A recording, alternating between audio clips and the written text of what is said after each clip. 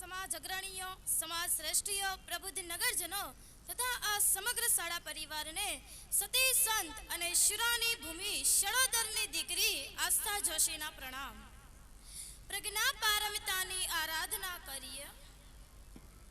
પ્રજ્ઞા પારમિતાની આરાધના કરીએ. જ્ઞાનનું મસલ દરેક હાથમાં પ્રજ્વલિત કરીએ.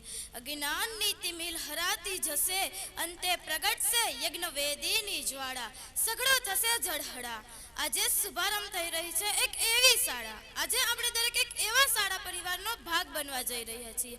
એક વિશાળ વૃક્ષનું નાનકડું પર્ણ, નાનકડી કુંપળ બનવા જઈ રહ્યા છીએ, જે દિવસે ને દિવસે, ક્ષણે ને ક્ષણે ફૂલતો ફલતો રહેશે, ઉગતો રહેશે, વિકસતો રહેશે અને આ સમાજને હરિયાળીની છાપ પૂરી પાડતો રહેશે.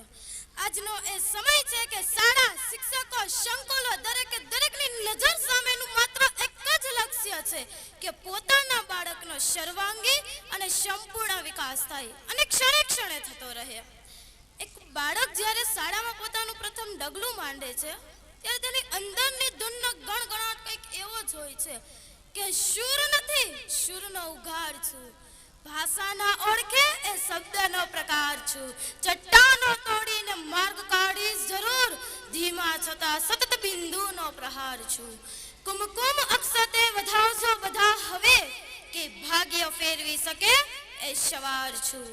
મારામાં આત્મી ને ઉગી શકે એ પૂર્ણતા તરફનો પૂર્ણ વિકાસ હું જ છું. એ દરેક બાળકની અંદર કંઈક સુર રહેલા હોય છે. દરેક બાળક જ્યારે જન્મ લે છે ત્યારે ઈશ્વર ક્યારેય કોઈને ખાલી નથી મોકલતો. શક્ય છે કે દરેક બાળક સમાજમાં મોટો સર્જક નથી થઈ શકતો, સમાજમાં પ્રસિદ્ધિ નથી મેળવી શકતો, પરંતુ દરેક બાળક નાનકડો વિચાર બીજ લઈને જન્મે છે. ત્યારે શાળા, શિક્ષકો, સંકુલોની સંયુક્તપણે જવાબદારી બને છે કે બાળકને ખોલીને જુએ કે તેની અંદર કેવું વિચાર બીજ રહેલું છે.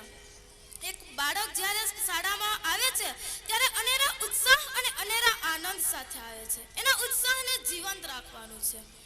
આપણે દરેક બાળકને એટલી હદે ઉત્કૃષ્ટ વ્યક્તિ, ઉત્કૃષ્ટ નાગરિક બનાવવાના છે કે જ્યારે સમાજમાં પોતે એકલો બહાર જાય ત્યારે સ્વ, કુટુંબ, શાળા, સમાજ તથા સમગ્ર રાષ્ટ્રનું નામ સમગ્ર વિશ્વમાં રોશન કરી શકે. તેથી આપણને સુરતના કોઈ કવિએ કહ્યું છે કે માટી જેવું બચપણ છે, કુંડા જેવી શાળા. માટી જેવું બચપણ છે, કુંડા જેવી શાળા. અમે બનીને બીરો પાસું ખીલવશું ગરમાળા. શિક્ષક નામનું માળી કરતા મૂળ સુધીનું સિંચન, વિદ્યાના ખાતરથી મબલક ઉગ્યું એમાં ચિંતન. આ ઝાડ એક દિવસ મોટું થશે, બનશે માળા.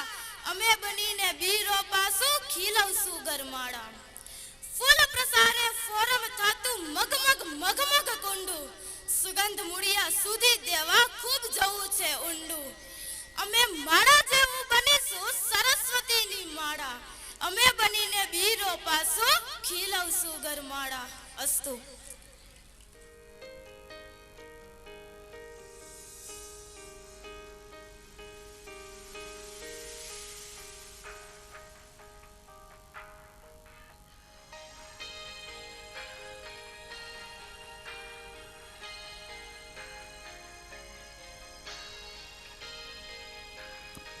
તાલીઓથી વધાવીએ. વકાતર નેન્સીના વાલી સ્ટેજ પર આવે.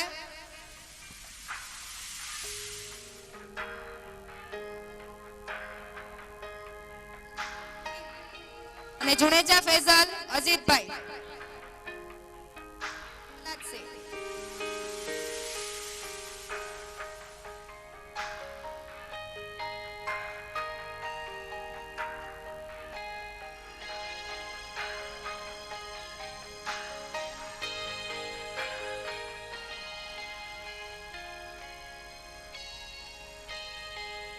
જોરદાર તાળીઓથી વધાવીએ.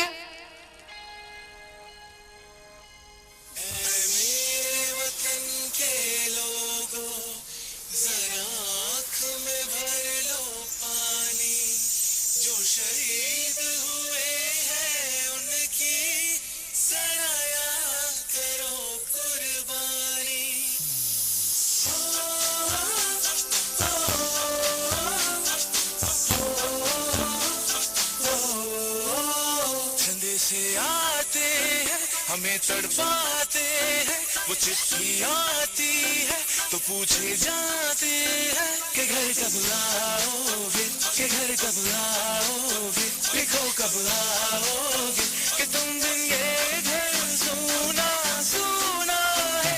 मैं गया जहाँ भी बस तेरी याद थी, जो मेरे साथ थी, मुझको तड़पाती रुलाती, सबसे प्यारी तेरी सूरत प्यार है, बस तेरा प्यार ही। माँ तुझे सलाम, तुझे सलाम, तुझे सलाम। अब तो हमें आगे बढ़ते रहना, अब तो हमें साथी है बस इतना ही कहना।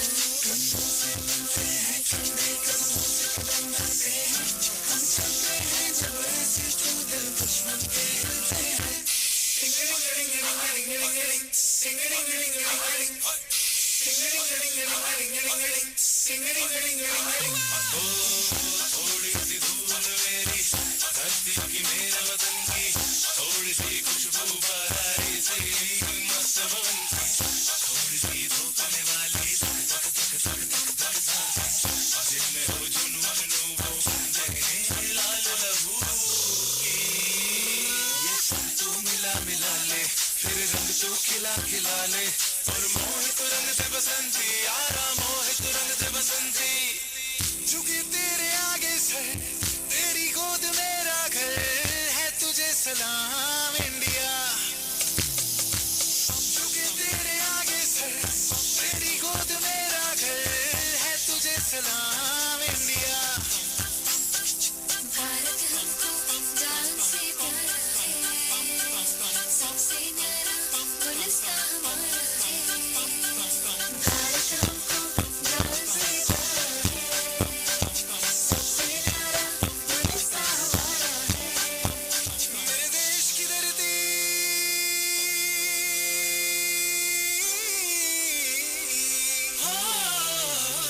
मेरे देश की धरती, सोना उगले उगले हीरे मोती, मेरे देश की धरती, मेरे देश की धरती।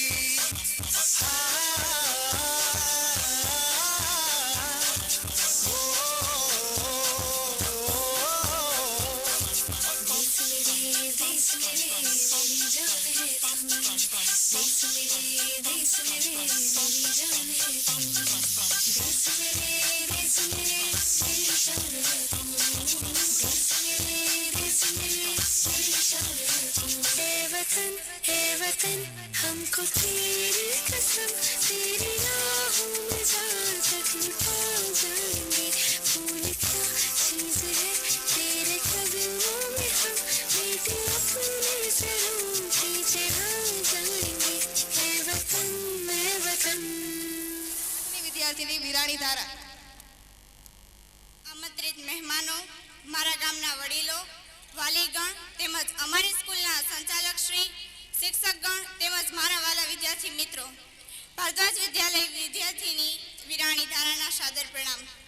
ખોટું ના લગાડતા, પણ આ હકીકત છે. શું તમે કદી હથિયાર જોયા છે? કોઈ દિવસ રાઇફલને સ્પર્શ કર્યો છે? તમને કોઈ દિવસ ચાકુ વાગ્યું છે આંગળીમાં? તમે કોઈ દિવસ બુકેટ ફૂટવાનો અવાજ સાંભળ્યો છે? તમે કોઈ દિવસ ફિલ્મો સિવાય ગ્રેનેડ્સ જોયા છે? બોમ્બ ફૂટતા જોયા છે? સરહદ પરના વિસ્તારોમાં યુદ્ધ થાય છે ત્યારે ગમે ત્યાં તોપના ગોળા આવે, નાના નાના બાળકોની લાશોના ચીથડા ઉડી જાય, જોયા છે? અહીં ગુજરાતમાં સેફ છો અને કંઈ અનુભવ નથી એટલે ફેસબુક ઉપર તોપ ફોડવી છે, પણ તમે એ કેમ નથી વિચારતા કે ખરેખર જવાનો શું ઈચ્છે છે? તમારે તો અહીંથી બકવાસ જ કરવો છે ફેસબુક ઉપર, પણ જ્યારે યુદ્ધ થાય છે ત્યારે હજારો લાશો બોર્ડર ઉપર પડી હશે. શનિદેવોનું બોર્ડર જોઈ લીધું એટલે બસ તમે એક ડાયલોગ બોલતા શીખી ગયા, લાહોર જલના ચાહીએ. પણ લાહોર સળગે ત્યાં સુધી આપણા 40 જવાનોને બદલે બીજા કદાચ 40,000 જવાન શહીદ થઈ જશે. બોર્ડર ફિલ્મ તો જોઈ પણ એનો અંત નથી જોયો, તમે એ પણ જોઈ લેજો. છે તમારામાંથી એકની હેસિયત કે 1000 શહીદોના ઘરવાળાનો ભરણ પોષણનો ખર્ચ ઉઠાવી શકશો? એ 1000 સૈનિકોના નાના નાના બાળકો રખડી પડે, વિધવાઓ દેવામાં ડૂબી જાય છે,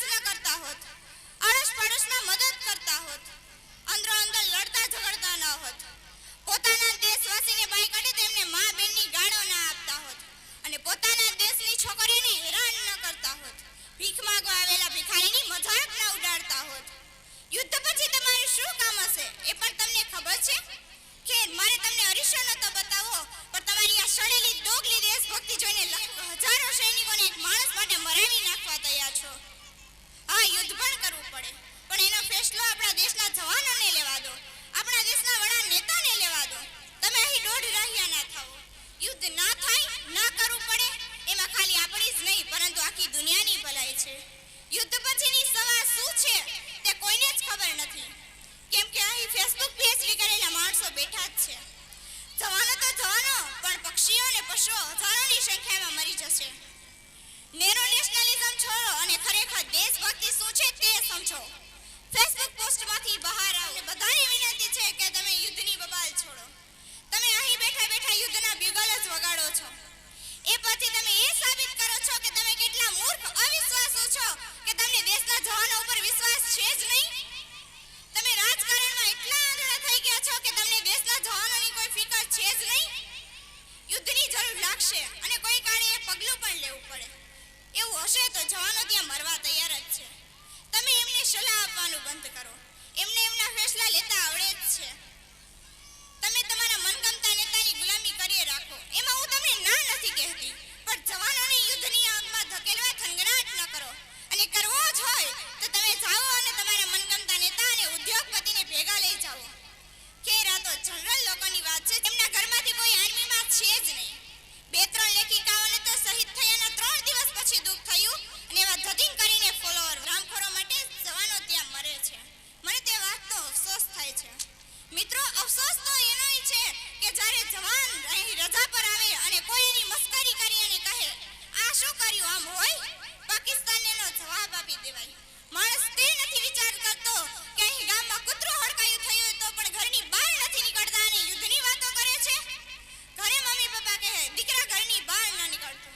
ગામમાં બાવા આવ્યા હતા, છોકરાઓને ઉપાડી જાય છે.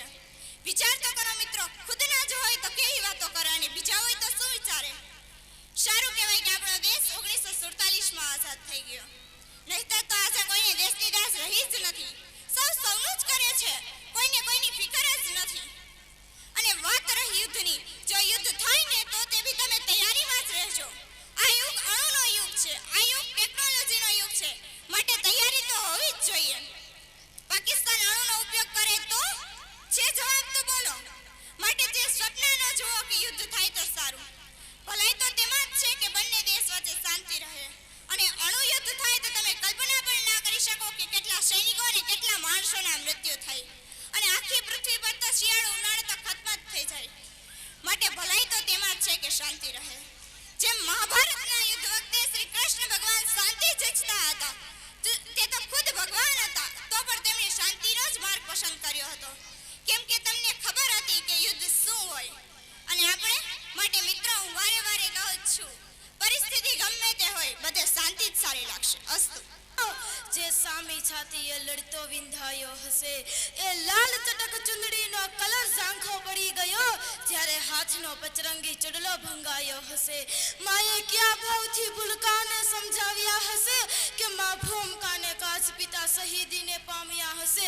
એ તિરંગો પણ લથબથ થયો આસે આંસુથી જ્યારે કફન બનાવી શહીદોને ઓઢાડ્યો હશે. જ્યારે કફન બનાવી શહીદોને ઓઢાડ્યો હશે. જ્યારે કફન બનાવી શહીદોને ઓઢાડ્યો હશે.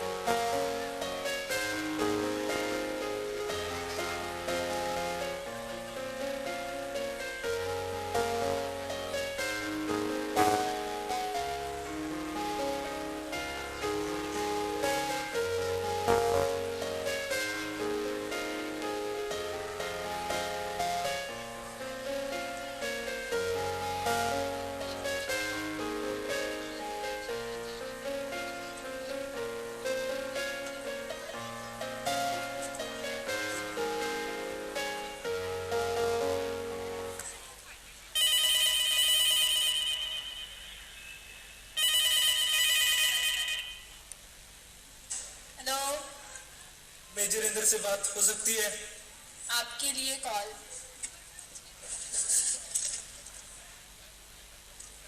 Yes sir. मेजर इंदर, आपकी छुट्टी कैंसिल की जाती है।